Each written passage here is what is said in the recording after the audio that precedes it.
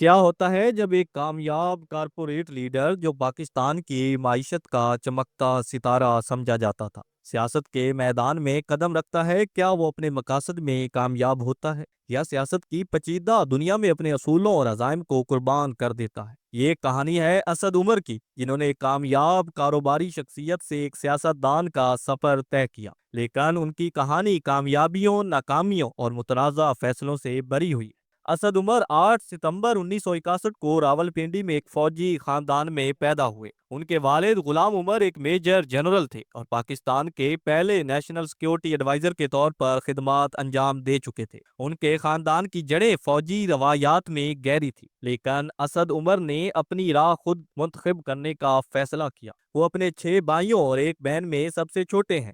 ان کی ابتدائی تعلیم کراچی میں ہوئی، جہاں انہوں نے government college of commerce and economics سے بی.کام کی ڈگری حاصل کی۔ بعد میں انہوں نے institute of business administration (IBA) Karachi سے 1984 میں MBA کی ڈگری مکمل کی۔ تعلیم مکمل کرنے کے بعد اسد عمر نے HSBC پاکستان میں ملازمت کی، لیکن صرف 7 ماہ بعد وہ ایکسن کیمیکل پاکستان سے وابستہ ہو گئے۔ ان کی قابلیت اور محنت نے انہیں جلد ہی کمپنی کے اہم عہدوں پر پہنچا دیا۔ 1997 میں وہ اینگرو پولیمر کیمیکلز کے پہلے CEO بنے اور 2004 میں انہوں نے اینگرو کارپوریشن کا صدر اور CEO مقرر کیا گیا۔ ان کی قیادت میں اینگرو نے نہ صرف پاکستان بلکہ عالمی سطح پر اپنی پہچان بنائی۔ ان کے فیصلے اور حکمت عملی نے کمپنی کو ایک معمولی کیمیکل فرم سے ایک بڑے کثیر القومی ادارے میں تبدیل کر دیا۔ اسد عمر کے دور میں اینگرو نے کئی اہم منصوبے شروع کیے، جن میں فوڈ پروسیسنگ، توانائی اور کھاد کی پیداوار شامل تھی۔ ان کی قیادت میں کمپنی کی آمدنی 2004 میں 13 ارب روپے سے بڑھ کر 2011 میں 114 ارب روپے تک پہنچ گئی۔ ان کی خدمات کے اعتراف میں انہیں 2009 میں ستارہ امتیاز سے نوازا گیا، لیکن ان کے فیصلے ہمیشہ کامیاب نہیں رہے۔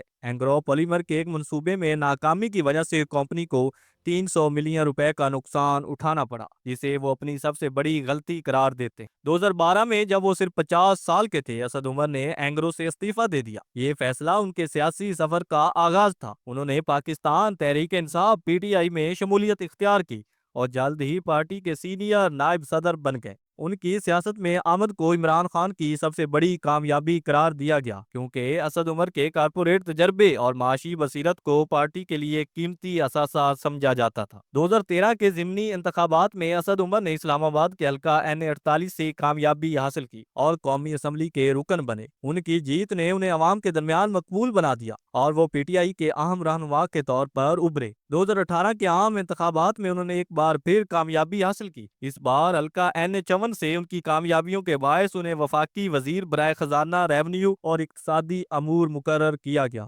لیکن ان کا وزیر خزانہ کا دور مختصر اور متنازع رہا۔ انہوں نے 2018 اور 19 کے بجٹ میں ترامیم پیش کی اور بین الاقوامی مالیاتی فنڈ IMF سے بیل آؤٹ پیکج کے لیے درخواست دی، لیکن ان کی کارکردگی پر تنقید کی گئی اور ان کے فیصلوں کو معیشت کے لیے نقصان دہ قرار دیا گیا۔ ان کے مخالفین کا کہنا تھا کہ وہ معیشت کے پیچیدہ مسائل کو سمجھنے میں ناکام رہے۔ اپریل 2019 میں انہوں نے وزارت خزانہ سے ریزائن کر دیا اور ان کی جگہ عبدالحفیظ شیخ کو مقرر کیا گیا۔ اسد عمر نے اپنی ناکامیوں کو قبول کرتے ہوئے کہا کہ وزیر خزانہ کے طور پر کام کرنا ان کے لیے ایک مشکل تجربہ تھا۔ انہوں نے اعتراف کیا کہ ان پر دباؤ بہت زیادہ تھا۔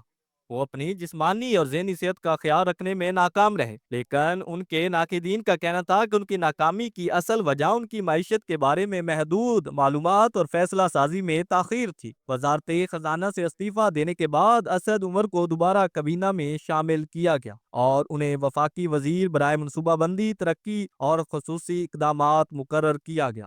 اس عہدے پر انہوں نے کئی بڑے منصوبوں کی نگرانی کی، جن میں چین پاکستان اقتصادی راہداری (CPEC) بھی شامل ہے۔ ان کی قیادت میں national command and operation centre (NCOC) نے کووڈ-19 کے خلاف جنگ میں اہم کردار ادا کیا، لیکن ان کے سیاسی سفر میں تنازعات بھی شامل رہے۔ ان پر الزام لگایا گیا کہ انہوں نے پارٹی کے اندرونی اختلافات کو بڑھاوا دیا اور اپنے فیصلوں کے ذریعے پارٹی کو نقصان پہنچایا۔ 2023 में इमरान खान की गिरफ्तारी के बाद होने वाले हंगामों के दौरान असद उमर ने पीटीआई के सेक्रेटरी जनरल के ओहदे से रिजाइन कर दिया और सियासत से किनारा कशी इख्तियार कर ली। उन पर यह भी इल्जाम लगाया गया कि वो मईशत के मसाइल को हल करने में नाकाम रहे और IMF के साथ मुज़ाकरात में मुनासिब हिकमत अमली नहीं अपनाई। असद उमर की जाती जिंदगी भी उनकी कहानी का एक अहम पहलू है। वो एक फौजी खानदान से तल्लक रखते हैं। उनके वालिद गुलाम उमर पाकिस्तान की तारीख के अहम किरदारों में शामिल हैं। उनके भाई मोहम्मद जुबैर भी एक मारूफ सियासतदान है। असद उमर की जिंदगी हमें यह सिखाती है कि कामयाबी सिर्फ मेहनत और काबिलियत से हासिल की जा सकती है, लेकिन सियासत की दुनिया में फैसला साजी की अहमियत को नजरअंदाज नहीं किया जा सकता। असद उमर की कहानी कामयाबियों और नाकामियों का एक मजमुआ है। उन्होंने एक कामयाब कारोबारी शख्सियत से एक सियासतदान का सफर तय किया,